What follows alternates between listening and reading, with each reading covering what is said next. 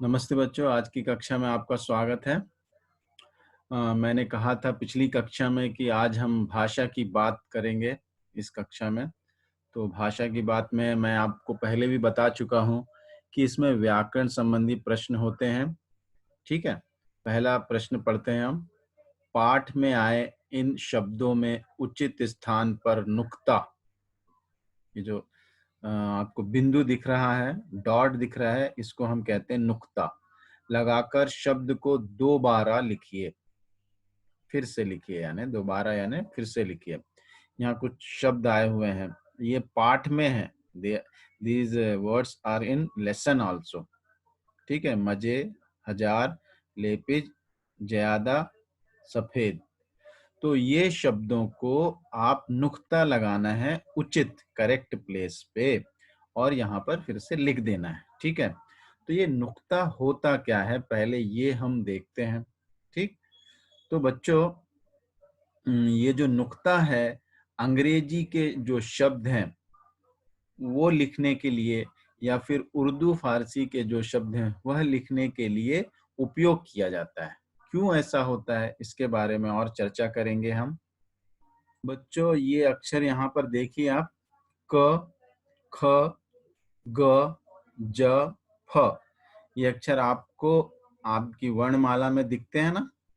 हाँ, क्योंकि ये अक्षर हैं। लेकिन ये अक्षर आपकी वर्णमाला में नहीं है। ख, ख, ग, ज, फ। ठीक है? तो इन अक्षरों को हम कैसे लिखेंगे जब इनकी आवाज आएगी। ठीक है? खी, किला आएगा। किला, कीला बोले तो ठीक है, कीला, लेकिन खिला होता है। ठीक है? खिला। अखबार, अखबार नहीं होता, अखबार। ये वाला खा यूज होना है। गम, यानी दुख के लिए उर्दू में एक शब्द है गम, ये होना चाहिए ग। गम नहीं होता है, गम यानी फिर इंग्लिश का GUM होता है। ठीक है? एक होता है जरा, एक होता है जरा। जरा यानी बुढ़ापा होता है और जरा यानी स्मॉल क्वांटिटी होता है। तो जरा के लिए ये यूज करते हैं। अगर ये यूज कर लें जरा, तो हो जाएगा बुढ़ापा। मुझे जरा पानी देना, तो हो जाएगा बुढ़ापा, वाटर देना हो जाएगा। तो ये जरा, जरा पानी देना यानी थोड़ा पानी दो। ठीक है? फ, फ, ये फ है, फ फल का, है ना? ये फ है, फन, फन यानी आर्ट। ठीक है? फन लिख दो तो वो स्नेक का हेड हो जाता है और फन लिख दो तो वो आर्ट हो जाता है।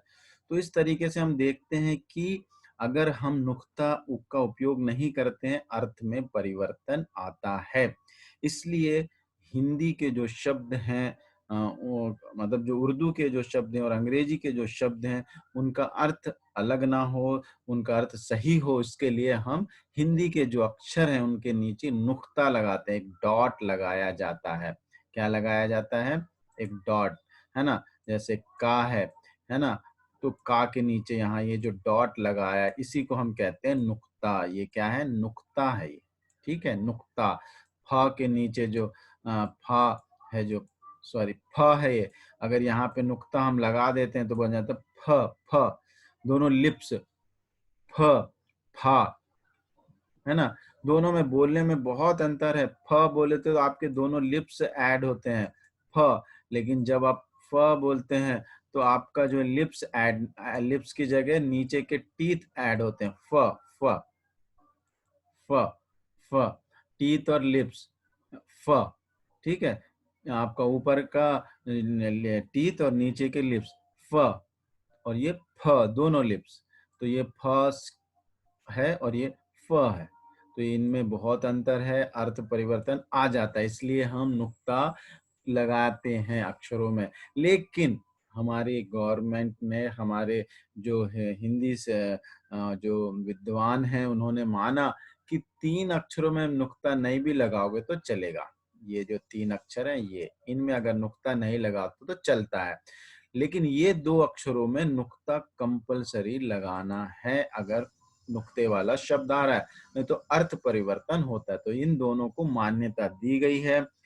इनमें आप नुक्ता नहीं लगाओगे तो गलती कही जाएगी। क, ख, ग में नुक्ता नहीं भी लगाओगे तो चलेगा। ठीक है, ये लेकिन ये दोनों को नुक्ता लगाकर ही लिखना है। तो एग्जाम में अगर आपको कहीं नुक्ता लगाने के लिए आता है तो ये 2 अक्षर ही होते हैं जहां पर नुक्ता लगाया जाता है, बाकी किसी अक्षर में नुक्ता नहीं लगता है। ये उर्दू के शब्द और अंग्रेजी के शब्द लिखने के लिए इसका उपयोग किया जाता है, क्योंकि अंग्रेजी के शब्दों में इसका उच्चारण है जेड, है ना, फ, एफ, एफ का जब उच्चारण आता है तो फूल, है ना, तो फ, ये फूल, अगर आप फूल लिखेंगे तो हिंदी का फूल हो जाएगा वो फ्लावर, लेकिन आपको फूल लिखना है ना, FOOL फूल, तो ये वाला फ लिखना पड़ेगा। ये अगर फ लिख दिए तो होगा फ्लावर हो जाएगा। तो इस तरीके से मीनिंग में बहुत डिफरेंस आने की वजह से ये 2 अक्षरों में नुक्ता लगाया जाता है व्हेन एवर नीडेड, ठीक है, और not always, whenever needed we use nukta in these 2 letter only. क ख ग घ में नुक्ता उपयोग नहीं किया जाता है, ठीक है। तो अब आपको बात समझ में आई होंगी, ये वाली एक्सरसाइज हम कर लेते हैं, ठीक है। तो आप समझ गए होंगे ना कहाँ पर नुक्ता लगाना है अभी, है ना, और ये नुक्ता क्यों लगाया जाता है? उर्दू और अंग्रेजी के शब्दों का सही उच्चारण करने के लिए, सही प्रोनाउंसिएशन करने के लिए किया जाता है। तो यहाँ मैंने बताया केवल जा और फा में ही लगाना है, तो आप जा और फा में नुक्ता लगा दीजिए बस, ठीक है। जैसे यहाँ पे जा है तो यहाँ पर आप जो है लगा देंगे आप, ठीक है। तो यहाँ पे आप नुक्ता लगा दीजिए, ठीक जा के नीचे इधर पे ये लगा दिया मैंने, ये जा के नीचे, और ये ज के नीचे ज बन गया, ये ज के नीचे यहाँ पे, है ना, ज बन गया, और ये फ के नीचे यहाँ पर इसका जो स्टमक जैसा है कर्व, तो ये हमने लगा दिया नुक्ता। बस यही है नुक्ता लगाना, और कुछ भी नहीं है, केवल ज और फ में ही लगता है। अब इसको पढ़ेंगे, मजे, मजे, हजार, लेपिज, ज्यादा, सफेद। अगर नुक्ता नहीं लगाए तो कैसे पढ़ेंगे इसको? मजे, हजार, लेपिज, ज्यादा, सफेद। तो बहुत अंतर है पढ़ने में भी, उच्चारण में भी, है ना। तो आप समझ में आया, जहां पे जा आया है और फ आया है वहां पर यहाँ नुक्ता लगेगा, ठीक है। ओके, अब आगे बढ़ते हैं। आगे बढ़ने में क्या है, नेक्स्ट बिट देखते हैं हम। नेक्स्ट बिट नीचे चला गया, ये बिट तो हम पहले भी कर चुके हैं। नीचे पाठ में से कुछ वाक्यों के अंश दिए गए हैं, इनमें रेखांकित शब्दों का लिंग, जेंडर पहचान कर लिखिए। तो मैंने पहले भी ये बताया है, स्त्रीलिंग और पुल्लिंग। हिंदी में केवल 2 लिंग होते हैं, स्त्रीलिंग और पुल्लिंग। आप संस्कृत पढ़ोगे और इंग्लिश पढ़ोगे तो उसमें और एक लिंग है। संस्कृत में आपको नपुंसक लिंग भी मिलता है और इंग्लिश में आपको कॉमन जेंडर। तो जो फेमिनाइन जेंडर है और मैस्कुलिन जेंडर है वो तो लाइव जो लोग जो हैं उनके लिए यूज होता है, और कॉमन जेंडर जो लाइव नहीं है, नॉन लिविंग थिंग्स के लिए। लेकिन हिंदी में चाहे वो लिविंग थिंग हो चाहे नॉन लिविंग थिंग हो, 2 ही जेंडर है, पुल्लिंग एंड स्त्रीलिंग। तो हम पहचानना कैसे है? लिविंग थिंग्स को तो हम पहचान सकते हैं कि ये पुल्लिंग है, मैस्कुलिन जेंडर है, ये स्त्रीलिंग है, फेमिनाइन जेंडर है। लेकिन जो नॉन लिविंग थिंग्स हैं, जैसे पुस्तक है, दीवार है, किताब है, पेन है, जमीन है, धरती है, कई चीजें ऐसी हैं जिनको हम नहीं पहचान सकते। कैसे पहचानना है, मैंने इसका वीडियो बनाया था और बताया है, फिर भी अभी और एक बार रिपीट कर रहा हूँ आप लोगों को कि इन लोगों का लिंग पहचानने के लिए कोई विशेष, कोई स्पेशल नियम नहीं है। वैसे तो बताया जाता है जितनी भी नदियों के नाम है सारे स्त्रीलिंग है, देश के नाम है सारे पुल्लिंग है, बड़ी चीजें से पहाड़ है ये भी पुल्लिंग होते हैं, है ना। लेकिन और भी एक मैंने आपको पहचान बताई थी, वह पहचान यह है कि ई मात्रा अगर शब्द में है, बड़ी ई की मात्रा या छोटी ई की मात्रा, तो वह शब्द इटसेल्फ स्त्रीलिंग हो सकता है, हमेशा नहीं, ज्यादातर। जैसे पानी, पानी में बड़ी की मात्रा है लेकिन वह स्त्रीलिंग नहीं है, पुल्लिंग है। तो इसलिए हमेशा तो नहीं, लेकिन ज्यादातर समय, ज्यादातर टाइम जो है, अगर ई की मात्रा है शब्द में तो वह अंत में, शब्द के अंत में, जैसे नदी, तो ई की मात्रा पे एंड हो रहा है ना, तो ये जरूर स्त्रीलिंग होगा, ठीक है। लड़की, एंड हो रहा है ना, ये तो सेल्फ लिविंग थिंग है तो मालूम हो जाता है। लकड़ी, लकड़ी लकड़ी तो लिविंग थिंग नहीं है ना, बड़ी की मात्रा है तो ये है स्त्रीलिंग है। और एक पहचान क्या है, how do you identify is it स्त्रीलिंग और पुल्लिंग? तो और एक ये है कि आप उसमें सर्वनाम लगाइए, कोई पॉजेसिव सर्वनाम, पॉजेसिव प्रोनाउन लगाइए, जैसे मेरा, मेरी, हमारा, हमारी, उसका, उसकी, है ना, तो भी हमको मालूम चल सकता है कि वह शब्द स्त्रीलिंग है या पुल्लिंग है। ठीक है, तो यहाँ पर देखिए पत्र, तुम्हारा, आ मात्रा आया है तो डेफिनेटली ये क्या है, पुल्लिंग है। लिखा हुआ है सपनों की दुनिया की, तो यहाँ पर जो है मेरी, अगर यहाँ पे तो की आया है उससे भी पहचान में आ रहा है, लेकिन यहाँ पे अगर हम लिखेंगे मेरा, मेरी, मेरी दुनिया या मेरा दुनिया, मेरी दुनिया, तो यहाँ पर क्या हो जाएगा, ये स्त्रीलिंग हो जाएगा। 1000 साल पुरानी, तो इसमें तो बड़ी की मात्रा आई है तो ये तो हो गया स्त्रीलिंग।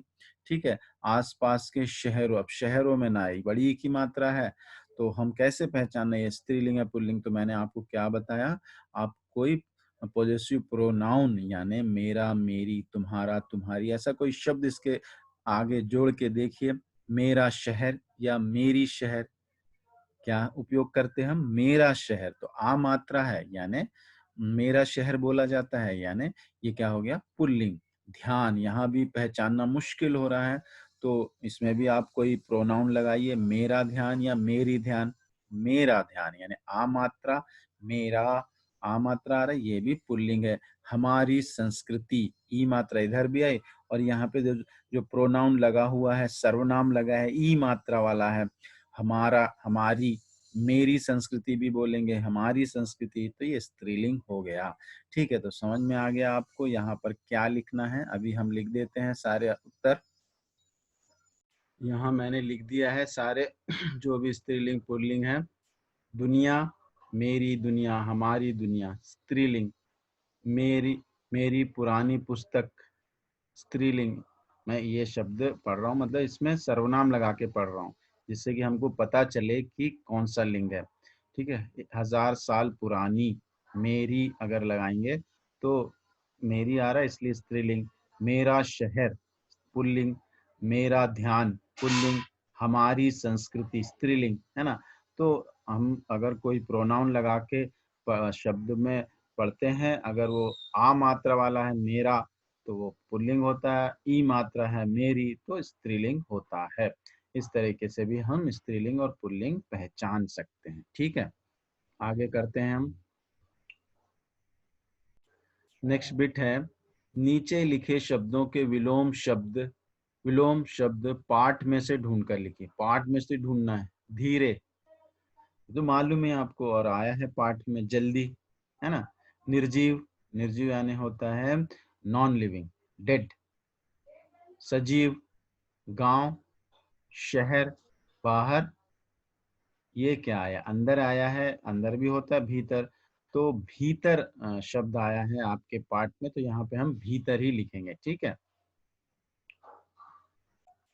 यहाँ पर हमने ये कर लिया। ठीक है, तो धीरे, जल्दी, निर्जीव यानी डेड जो होता है नॉन लिविंग, सजीव लिविंग, निर्जीव सजीव, गांव, शहर विलेज, है ना, सिटी, बाहर, भीतर। अंदर भी लिख सकते हैं हम इधर, लेकिन पाठ्य पुस्तक में आपके लेसन में भीतर आया इसलिए भीतर लिख रहे हैं। ठीक है, नेक्स्ट, जीवन मूल्य। जब लोग अत्यधिक प्रकृति प्रेमी थे, बहुत बहुत प्रकृति से, नेचर से प्रेम करते थे। क्या आप भी प्रकृति से, प्रकृति प्रेमी है ना? आप भी हैं या नहीं है, आप बताना है ये। आप भी होंगे प्रकृति प्रेमी। कैसे आप प्रकृति को प्रेम करते हैं ये बताइए। आप प्रकृति का ध्यान किस प्रकार रखते हैं, कैसे रखते हैं आप प्रकृति का ध्यान? पेड़ पौधे लगाते हैं या फिर प्रकृति से जो संबंधित चीजें हैं उनको नष्ट नहीं करते हैं, वो भी प्रकृति का ध्यान रखना है। पेपर नहीं फाड़ना, पेंसिल का बेकार उपयोग नहीं करना, है ना, पेंसिल फेंक देना, ठीक है, या फिर भोजन नष्ट करना, जितना खाना उतना नहीं लेके ज्यादा खाना लेना, बाकी बचा देना। ऐसे काम करके भी आप प्रकृति को नष्ट करते हैं। या फिर आप कहीं जाते हैं तो वहां पर गंदगी फैलाते हैं, वो भी प्रकृति को नष्ट करने जैसा ही है। तो आप किस प्रकार ध्यान रखते हैं ये बताना है, ठीक है। ये हो गया जीवन मूल्य। कुछ करने के लिए एक्टिविटी है, देखते हैं क्या है। कुछ करने के लिए अजंता की गुफाएं महाराष्ट्र में है। भारत के नक्शे में ढूंढे कि महाराष्ट्र कहाँ है, ठीक है। आप जो नक्शा है, मैप है, उसमें देखिए महाराष्ट्र कहाँ है। एक एक्टिविटी आपके लिए। पता कीजिए कि जहां आप रहते हैं वहां से महाराष्ट्र पहुंचने में कितने दिन लग सकते हैं और वहां यातायात के किन किन साधनों से पहुंचा जा सकता है। यानी आप यहाँ हैदराबाद में है, यहाँ से महाराष्ट्र पहुंचने में कितने दिन लगेंगे। और प्लेन यातायात यानी ट्रांसपोर्टेशन कौन सा उपयोग कर सकते हैं हम, रेल या फिर बस या फिर प्लेन। तो प्लेन से अलग समय लगेगा, ट्रेन से अलग समय लगेगा और बस से अलग समय। उसके बारे में भी आप सोचिए, पता कीजिए। कोलाज, कोलाज उस तस्वीर को कहते हैं जो कई तस्वीरों को छोटे छोटे टुकड़ों में काट कर एक कागज पर चिपका कर बनाई जाती है। तो आपको मालूम ही है, ये करते हैं आप आर्ट क्लासेस में। कई चित्रों को जोड़कर आप जो है एक नया चित्र बनाते हैं, उसी को हम क्या कहते हैं, कोलाज। तो अब आप अजंता की गुफाओं के चित्र इकट्ठे करो और उससे एक कोलाज पेंटिंग बनाओ बोल के इसमें बताया गया है, ठीक है। वो भी आप कर सकते हो। कोलाज बनाइए। ये हो गया, सारी एक्टिविटी आर्ट से रिलेटेड है, करना है आप लोग। आइए मिथिला पेंटिंग, ठीक है। तो यहाँ एक मिथिला पेंटिंग के बारे में चर्चा की गई है। उसके बारे में, मिथिला शैली की मोहक पेंटिंग से हम अपने घर की सजावट तो कर ही सकते हैं, साथ ही हम अपने पहनने के कुर्ते, साड़ी, पर्दा आदि पर भी फूल, पत्तियां, चिड़िया, हाथी, लड़की आदि का चित्रण कर कपड़े को और भी खूबसूरत बना सकते हैं। पहनने के कपड़ों पर चित्र बनाने के लिए 0 नंबर का ब्रश जो होता है वो उपयोग कीजिए। फैब्रिक कलर, कपड़ों वाला रंग का इस्तेमाल होता है। तो यहाँ पे थोड़ा मिथिला पेंटिंग के बारे में दिखाया गया है, कुछ मॉडल्स दिखाए गए हैं, ठीक है। उन मॉडल्स को आप देखिए और ऐसे ही मॉडल्स बनाइए। इन नमूने मॉडल्स का आप अभ्यास करते हैं और उन्हें आगे बढ़ाते हैं। तो ये सेम टू सेम जो चित्र बनाकर आप इनको ऐसे ही चित्र यहाँ पे बनाइए, 3, 4, 5 जितने भी बनते हैं। ये एक मिथिला पेंटिंग का उदाहरण है, एग्जाम्पल है।